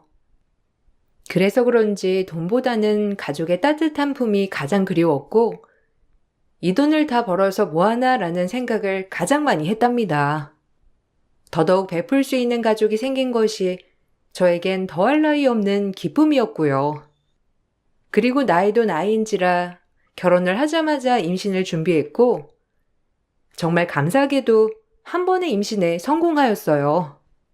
세상을 다 얻은 기쁨이었고, 아이를 낳았을 때도 정말 벅차 올랐답니다. 사랑스러운 공주님이랑 여보랑 이렇게 평생 알콩달콩 살 수 있어서 너무 좋다. 우리 앞으로 행복하게 살자. 고마워. 나한테 이런 기쁨 느끼게 해줘서. 당신 만나서 이렇게 된 거야. 항상 외로운 인생이라고 생각했는데, 가족들이랑 그리고 이렇게 예쁜 딸까지. 당신 아니었으면 절대 못 느껴봤겠지? 진짜 벅차다. 너무 고마워. 내가 더 잘할게. 갑자기 하는 말이라 좀 당황스럽지만 그래서 그런데 헬스장 좀 늘려야 할 것 같은데 옆에 임대 싸게 내놨더라. 확장할까? 갑자기? 지금 그냥 운영하는 거 괜찮은데 왜? 너무 욕심부리다가 큰일 나. 작게 하는 것도 괜찮지. 요새는 1인 PT샵으로. 아니야. 이왕 하는 거 좀 더 규모 좀 키우고 싶어. 아이도 태어났는데 아빠가 엄마보다 더 능력을 갖춰야 떳떳하지. 아이를 낳고 조리원에 있을 때 남편이 저에게 헬스장을 확장하고 싶다고 하였지만 전 딱히 내키지 않더라고요. 지금도 괜찮은 매출에 꽤 잘 되고 있는 헬스장이어서 그런지 욕심 같아 보였거든요. 그래서 남편을 잘 타일러 조금 보류하자고 하였답니다. 그리고 아이를 낳으니 남편과 더 끈끈해진 것 같은 마음이 들어 더욱더 행복했어요. 그리고 일하랴 육아하랴 정말 손살 같은 3년이 지났어요. 그리고 저희에게 일어나서는 안 되는 일이 일어나고야 말았답니다. 남편의 하나밖에 없는 여동생이 그만 갑작스럽게 뇌출혈이라 남편의 하나밖에 없는 여동생이 그만 갑작스럽게 뇌출혈이와 전신마비가 되고 말았던 거예요. 정말 희박한 확률로 저희 집에 이런 일이 발생하고 말았어요. 아, 어떡해. 저 어린 게 이제 평생 전신마비라고 하니 엄마도 불쌍하고 쟤도 불쌍하고 진짜 어쩌면 좋아, 여보. 아, 어떻게 그런 일이 있어? 아가씨가 얼마나 건강했는데. 아니, 일단 내가 빨리 귀국해야겠다. 어떻게 해, 어머님. 내가 옆에서 챙겨드려야지. 지금 엄청 정신 없으실 거 아니야. 어쩌냐, 자기도 그렇고. 내가 당장 한국으로 갈게. 그래야 할 것 같아. 자기가 와봤자 변하는 건 없어. 그냥 일정 다 소화하고 와. 소희는 내가 잘 돌볼게. 지금 우리도 정신이 없어서 꼭 출장 끝나고 와. 알겠지? 당신 지금 오면 엄마랑 내가 더 미안해. 당신 일 무리 없이 진행 다 하고 천천히 와서 얘기하자. 한 달이 걸리는 출장이었던 터라 늦게나마 한국에 귀국할 수 있었고, 만만치 않게 들어가는 비용 때문에 어머님의 판단하에 집에 누워있는 신우이를 보게 되었습니다. 마음이 정말 착잡하고 안 좋았어요. 게다가 하염없이 눈물만 흘리는 어머님을 보고 있자니 마음이 참 찢어지더라고요. 정말 좋으신 분이었기 때문에 왜 이런 사람들한테 이런 일이 일어나나 싶은 것이 원망스러웠어요. 아유, 어떡하니. 재활이다 보다 한두 푼 드는 것도 아니라는데. 아유, 애가 아픈데 이런 걱정하고 있는 나 자신이 정말 싫어. 그럴 수 있죠. 어머님이 현실적인 거예요. 누가 어머님한테 돌을 던지겠어요. 그리고 어머님, 저 있잖아요. 저랑 소희 아빠랑 열심히 벌어서 아가씨 병원비 댈게요. 그래도 아가씨 꼭 살리고 봐야죠. 너무 걱정 마세요. 우리 가족이잖아요. 말이라도 너무 고맙다. 우리 며느리 아니었으면 아마 정말 절망스러웠을 거야. 넌 이 집안의 복덩이야. 정말 고마워. 자기 동생처럼 여겨줘서 너무 고마워. 늘 우리 때문에 자기가 쉴 틈이 없네. 나도 열심히 회원수 늘려볼게. 신우의 병원비와 간병비, 그리고 재활 치료비까지 사실 제 벌이가 그때 당시 굉장히 많았음에도 불구하고 우수수 새나가기 시작했어요. 그래도 하나도 아깝지 않았습니다. 저에게 가족이란 울타리를 만들어준 사람들이고 남편의 여동생이면 제 동생이나 마찬가지였기 때문에 당연히 뒷바라지는 해야 한다고 생각했으니까요. 사실 제가 남편과 결혼했을 때도 아가씨는 학생이었기 때문에 그에 따른 학비와 용돈을 제가 부담하고 있었어요. 그것을 참 고마워하던 신우이였는데 안타까웠어요. 언니, 제가 나중에 꼭 보답할게요.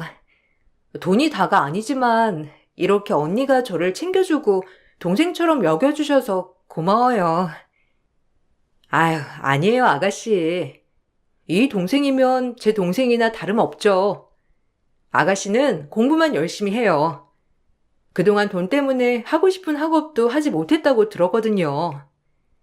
아가씨한테 어떻게 들릴진 모르겠지만 제가 할 수 있는 한 최선을 다하고 싶어요. 아, 어떻게 오빠가 언니 같은 사람을 만났을까요? 진짜 고맙습니다. 우리 가족은 정말 언니한테 잘해야 돼. 평생. 항상 신우이를 만나면 이렇게 얘기해주곤 했는데 이런 신우이가 갑자기 병상에 누워있다니 기가 막혔죠. 그렇게 몇 년이 걸릴지도 모르는 투병 생활이 시작되었어요. 처음엔 집에서 간병사를 두고 병간호가 시작됐지만 나중엔 요양병원으로 옮겨 치료를 받게 되었습니다. 전 아무래도 혼자 운영하던 병원이니 주 6일째 근무를 해야 했기에 현실적으로 잘 찾아가지 못했고 딸이 그나마 이야기를 많이 해주어 좋았답니다. 부쩍 말도 많이 늘어 꼭 남편과 어디를 갔다 오면 저에게 신랄하게 설명을 잘 해주었거든요.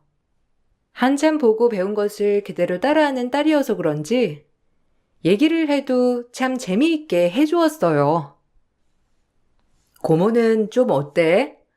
아직도 할머니 많이 우시지? 소희가 할머니 힘내라고 옆에서 파이팅 기운 드렸어? 아마 할머니는 소희 기운 받아가시면 엄청 좋으실걸?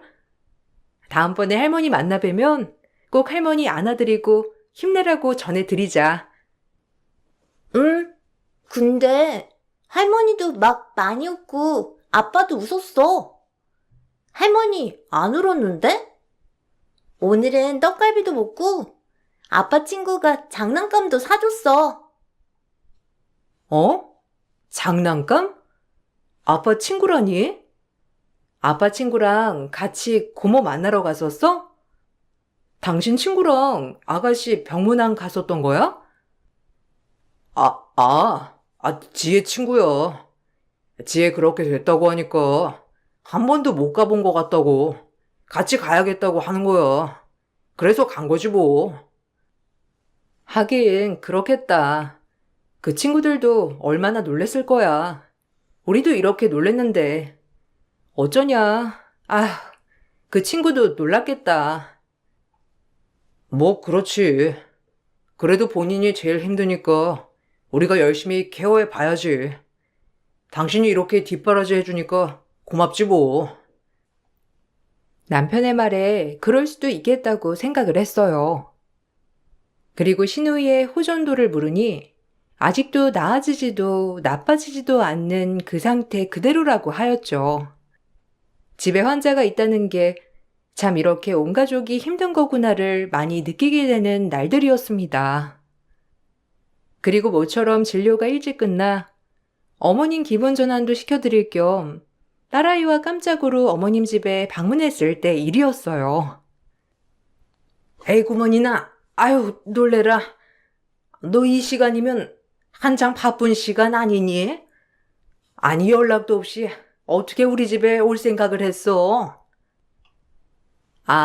모처럼 어머님 오시고 소희랑 맛있는 거나 먹으러 가려 했죠. 오늘 일찍 끝났거든요. 근데 어머님 쇼핑하셨어요? 우와! 할머니 예쁜 거 짱 많이 샀다. 엄마 이거 봐. 소희는 분홍색이 제일 좋은데 할머니 이거 분홍색 가방 샀다. 그 옆에 산다는 수찬이 할머니 알지? 그이가 뭐 세일한다길래 기어이 데리고 가지 않냐. 그래서 안 살 수가 없어서 하나 산 거야. 아유, 얼마나 재촉을 하던지. 나도 가기 싫다고 했는데 기어이 끌고 가서 샀다니까. 잘하셨어요. 어머님도 그렇게 기분 전환 하셔야죠. 어머, 근데 이 브랜드 세일 안 하기로 유명한데? 세일도 해요? 잘 어울리세요. 너무 이쁘신데요? 워낙 안목이 있으시니까 가방도 진짜 잘 고르세요. 저도 이 브랜드 좋아하는데. 아, 그래? 뭐 나는 브랜드고 뭐고 잘 몰라. 그냥 수찬이 할머니가 데리고 갔길래 산 거야. 너 마음에 들면 가져라. 에이, 아니에요. 어머님 매셔야죠. 전 맨날 출근하느라 뭐 가방도 사실 필요 없어요. 어머님 이거 메고 놀러 가세요. 늘 집에서 시누이 걱정만 하는 어머님이 걱정이 되었지만 이렇게 동네 분들이랑 그래도 소소하게 잘 다니시는 걸 보니 내심 한시름 놓았다고나 할까요? 오히려 좋아 보이셨어요. 그리고 시간이 조금 더 지나고 시누이는 어머님 집으로 다시 오게 되었어요. 저 역시 주말마다 가서 시누이의 상태를 확인하고 하니 마음이 조금 편안해졌답니다. 딸아이도 가끔 어머님 집에 들락날락하면서 할머니에게 곧장 위로를 해주는 아이가 되었더라고요.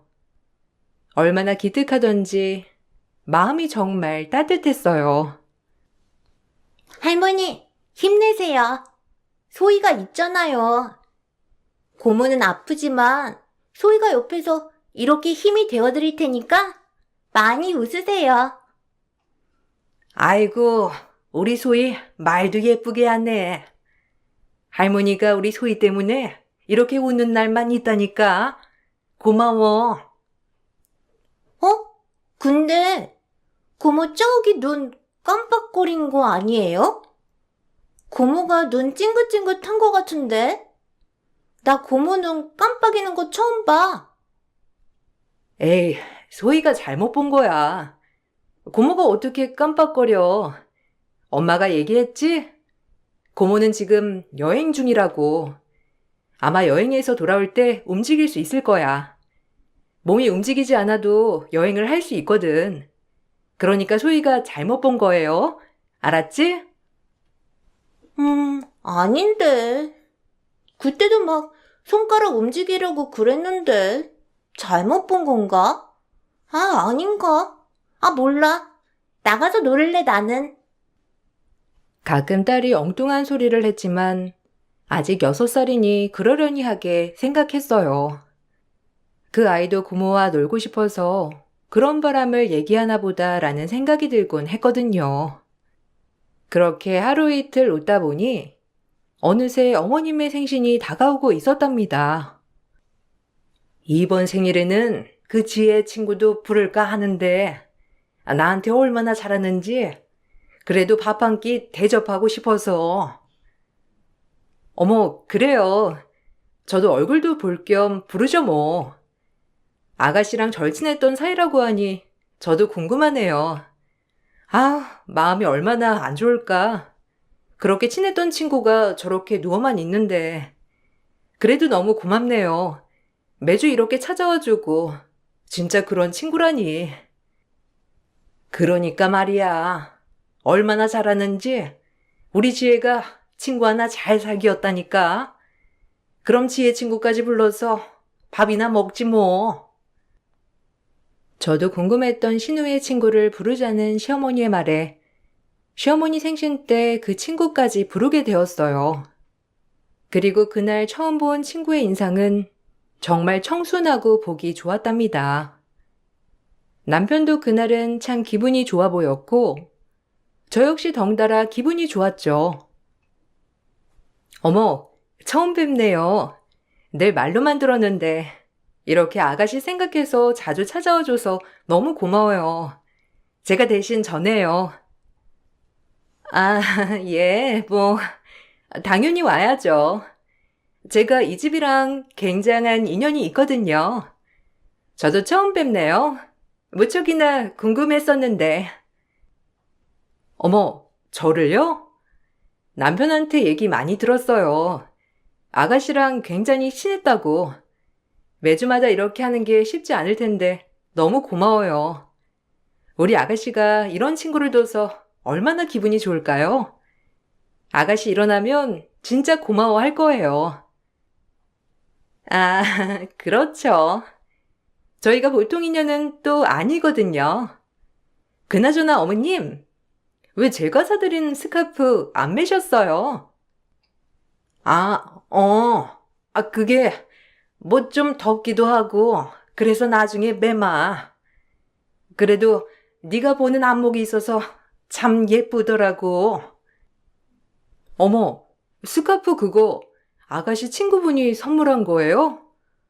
어머님이 사셨다고 하길래 그런 줄 알았는데 잘 어울리시더라고요. 그냥 이런저런 설명하기 복잡해서 그렇게 말한 거야. 나중에 맬게. 소희 엄마는 이상한 오해 안 해도 된단다. 왜요? 제가 가방도 사드렸잖아요. 어머님은? 그것도 혹시 모르셨어요? 어머님 취향은 제가 참 잘 안답니다. 어머, 그래요? 어머님 저한테 가방이나 스카프 말씀하시지. 저도 쇼핑하는 거 좋아하는데 나중엔 제가 사드릴게요. 아무튼 고마워요. 우리 어머님 내가 챙겨드렸어야 했는데 이렇게 챙겨주고 그래서 참 고맙네요. 앞으로는 제가 해드릴게요. 아니요. 저랑 인연이 깊으신데 제가 해드려야죠. 언니랑은 얼마 안 됐지만 전 지혜랑 안세월부터 굉장히 오래됐답니다. 얘는? 아유, 어쨌든 두 사람이 날 그렇게 챙겨준다고 하니까 너무 기쁘네. 알겠어. 고맙다.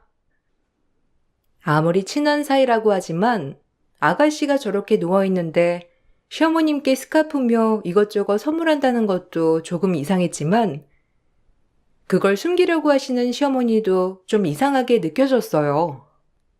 그래도 그냥 워낙 막역한 사이니 그럴 수도 있겠다 싶었습니다. 그리고 다 같이 둘러앉아 밥을 먹으려고 하는데 그래도 어머님 생신이니 아가씨 침상을 끌어와서 같이 축하 파티를 하였죠. 하지만 그날 저희 집은 난리가 나고 말았어요. 가족 모임 식사 중에 6살 내 딸이 3년째 전신마비 신우를 가리키며 한마디를 하였거든요. 고모는 왜 이모한테 발가락 그실 써?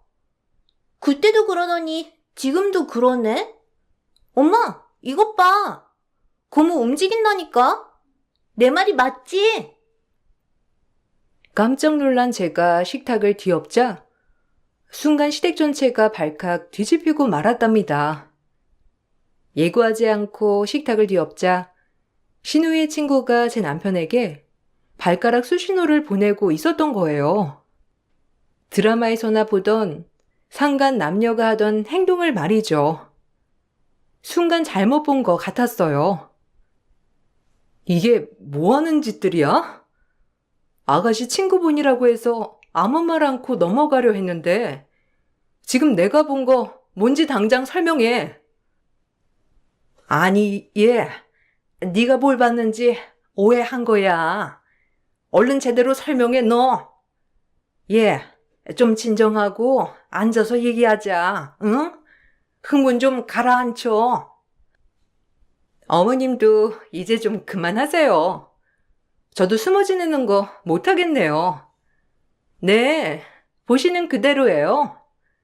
저랑 오빠랑 꽤 오래된 사이이고 잠깐 헤어졌을 때 당신 만나 결혼한다고 하더라고요. 그리고 지혜 이렇게 되면서 다시 만나기 시작한 거예요. 내가 먼저였다고, 당신보다. 원래가 대빈 오빠 내 거였어. 알아? 이제 숨어서 만나는 것도 지긋지긋해. 오빠가 설명해봐. 너 뭐라는 거야? 여보, 사실 아니야. 얘가 나 쫓아다녔던 거야. 막무가내로. 지혜 친구라서 어쩔 수 없이 만났던 거야. 그러게, 얘가 뭐라니? 도대체, 너 말이면 단 줄 알아? 우리 며느리가 오해하잖아. 너 말 똑바로 해. 너 오해하지 마. 됐고요. 일단 분위기 파악 다 했으니까 나중에 얘기하시죠. 지금은 아가씨가 움직인 게 더 쇼킹이니까요. 그리고 전 일단 가장 급한 119에 전화를 하여 신우이를 병원으로 옮겼어요.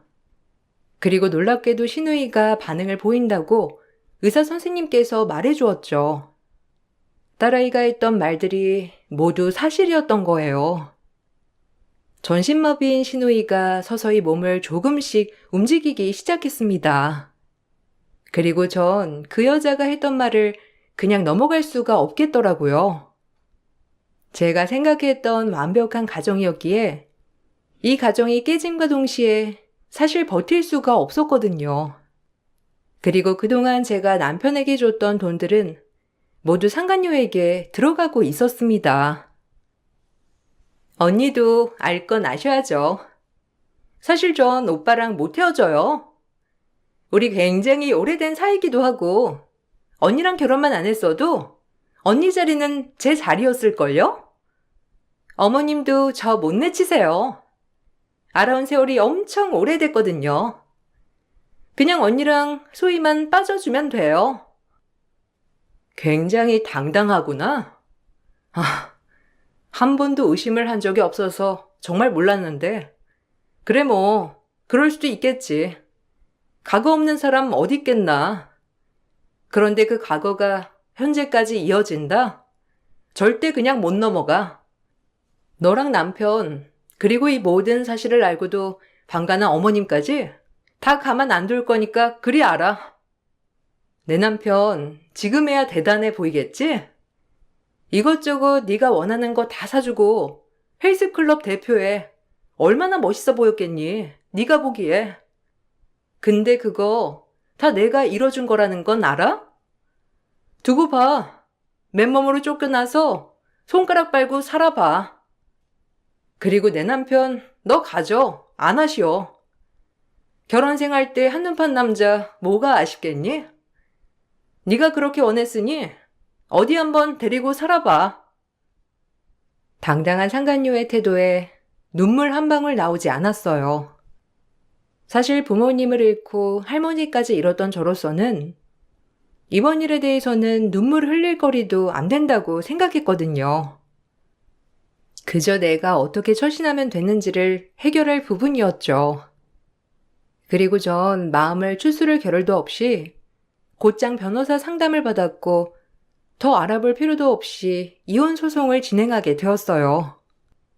이 모든 과정이 정말 3일 안에 이루어졌고 남편과 시어머니는 발등에 불이 떨어졌는지 저를 붙잡고 울며불며 매달리기 바빴습니다. 오해야. 걔가 날 쫓아다닌 거라니까. 스토커라고. 지혜 친구니까 어쩔 수 없이 같이 다닌 거지. 지혜 위해서. 제발 내 말 좀 믿어주라. 우리 사이에 소희까지 있는데 이대로 이혼할 셈이야? 당신 진짜 독하다. 우리 가정이 어떻게 이렇게 무너져? 우리 가정을 깨트린 건 당신이야. 부부일 때나 마냥 좋았지. 이제 우린 남이나 다름없으니까 애원해도 소용없어. 예, 내가 잘못했어. 진작 끊어냈어야 했는데 예정도 있고 해서 끊어내질 못했어. 미안하다 진짜. 한 번만 봐줘. 어떻게 소희랑 같이 만날 수가 있어요? 뻔히 외도인데. 소희까지 이모이모하게 하면서 어머님도 나빠요. 그냥 뿌린 대로 거둔다고 생각하세요. 그리고 이 집, 차, 헬스장 빠른 시일 내에 정리할 거니까 그리 아세요. 다 제 명이니까요. 아, 여보. 제발 다신 안 만날게. 다신. 걔가 연락이 와도 절대 안 만날 거니까 한 번만 봐주면 안 될까? 다 인정하고 사과할게. 그 인정 법원에 가서나 해. 이제 우린 끝났으니까. 당신네 집에 쓰는 돈 하나도 안 아까웠어 정말로. 너무 사랑했거든. 근데 사람 천성 절대 변하지 않을 거라는 거 잘 알아. 그래서 지금 힘들어도 이렇게 끊어내는 게 맞다고 생각해. 짐 싸가지고 나가. 예, 잘 생각해봐라. 내가 더 잘할게. 다 이 늙은 엄마가 처신 못해서 생긴 일인데 우리 태빈이만은 받아주면 안 되겠니? 아니요, 똑같죠. 저한텐 누가 먼저 시작했건 그저 똑같아 보여요. 다른 것도 아니고 한눈 판 거는 절대 용서 안 할 거야. 이혼 소송이 시작되었고, 그쯤 신우이는 점차 빠른 회복을 이어갔습니다.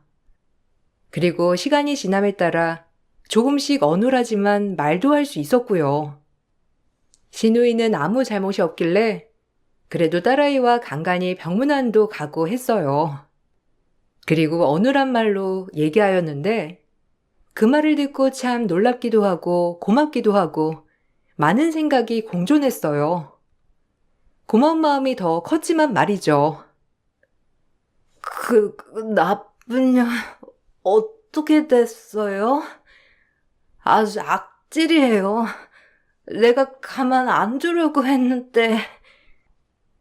어머, 아가씨도 알고 있었어요? 하긴 의식은 있는데 전신이 마비된 거니까요. 아가씨 미안해요. 저 오빠랑 이혼해요. 어눌했지만 신우이는 그 상간녀를 정확히 지칭하며 욕을 했고 차츰차츰 어눌한 말로 저에게 얘기를 해주었어요. 사실 조금 전부터 움직임이 있었고 그날 밥상에서는 그 여자에게 발가락 글씨로 나쁜 X라고 글을 쓴 것이라고 하더라고요. 그 모습을 제 딸이 포착하고 말해주었던 거고요. 몸이 그런데도 불구하고 시어머니와 남편과는 다르게 양심이 있는 아가씨였어요. 그리고 이 말도 해주었는데 제가 본인한테 너무 고마운 존재라 자기 친구지만 절대 용서할 수 없다고도 말했습니다. 어떻게 보면 그런 모습을 포착할 수 있었던 계기가 된 것이 신우의 발가락 글씨 덕분이었죠. 하마터면 계속 속고 살 뻔했는데 아가씨한테 참 고마운 마음이 들었어요. 그리고 2년 7개월의 소송 끝에 이혼을 할 수 있었고 상간녀에게도 위자료 소송을 걸었습니다. 제 가정을 깬 결과물이 5천만 원이라는 값어치밖에 안 된다는 게 속상했지만 그래도 저에게 배상을 해야 했죠. 헬스장은 내가 운영할게. 이 정도 했으면 됐잖아. 애 양육권에 친권에 그리고 집이며 차며 헬스장은 내가 할게. 그래도 내가 운영했던 거였는데 애 아빠로서 뭔가는 해야 할 것 같아. 대신 이제 월세는 내가 낼 거니까 신경 안 써도 돼. 아니, 내가 차려준 거고 내 명의잖아. 어떻게든 내가 운영할 거니까 몸만 나가줘. 알아서 취직하고 알아서 개업하던지 해. 너 정말 독하구나. 그래도 애 아빠인데 이렇게까지 해야겠니? 뻔히 지금 아무것도 못하는 거 알면서. 제가 독해요? 그동안 저 속인 당신들은요? 내 가정이 박살난 거에 비하면 이건 아무것도 아니에요. 용서 못해 절대. 남편은 결혼할 때와 마찬가지로 빈몸으로 쫓겨났어요. 나중에서야 재산 분할을 해달라고 했지만 모두 결혼 전에 읽어놨던 재산이었기 때문에 따로 분할을 해줄 건 없었고요. 오히려 제가 그동안 이 가정에 기여한 것이 금액적으로 굉장히 컸기 때문에 저에게 위자료를 주어야 했습니다. 사실 돈이 궁한 건 아니었기 때문에 이 돈으로 제 마음의 상처를 보상할 수는 없었어요. 나 만나서 고생 많았어. 그동안 미안했다. 소희는 자주 보러 갈게. 그리고 내가 실수는 했지만 진짜 네가 생각하는 것처럼 심각한 건 아니었어. 그러니까 너 마음 풀리면 언제든 돌아와. 그 자리에서 기다리고 있을게. 너 혼자 외로울 거 아니야. 절대 그럴 일 없어. 외롭다 하더라도 차라리 일을 더 많이 하면 그만이야. 당신도 그냥 알아서 새 출발해. 미련 떨지 말고.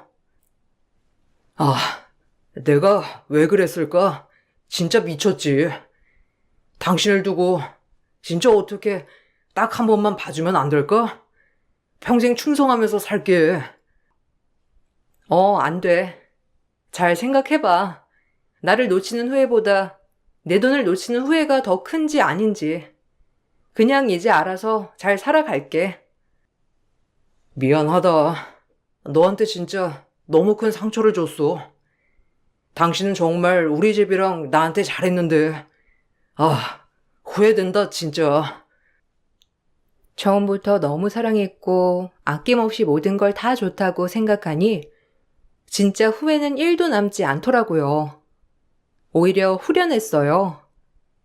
남편은 양심이 있는지 그래도 깨끗이 이혼을 해주었고 빈몸으로 쫓겨났어요. 그리고 어디 근처 변두리 헬스클럽에서 다시 트레이너로 일을 하고 있다고 딸아이가 얘기해 주었죠. 또한 그 여자와는 시어머니가 길길이 날뛰는 바람에 결국엔 이루어지진 않았다고 합니다. 아무래도 저와의 재결합을 생각하는 건지 극구 말리고 반대했다고 해요. 근데 이것도 참 웃기지 않나요?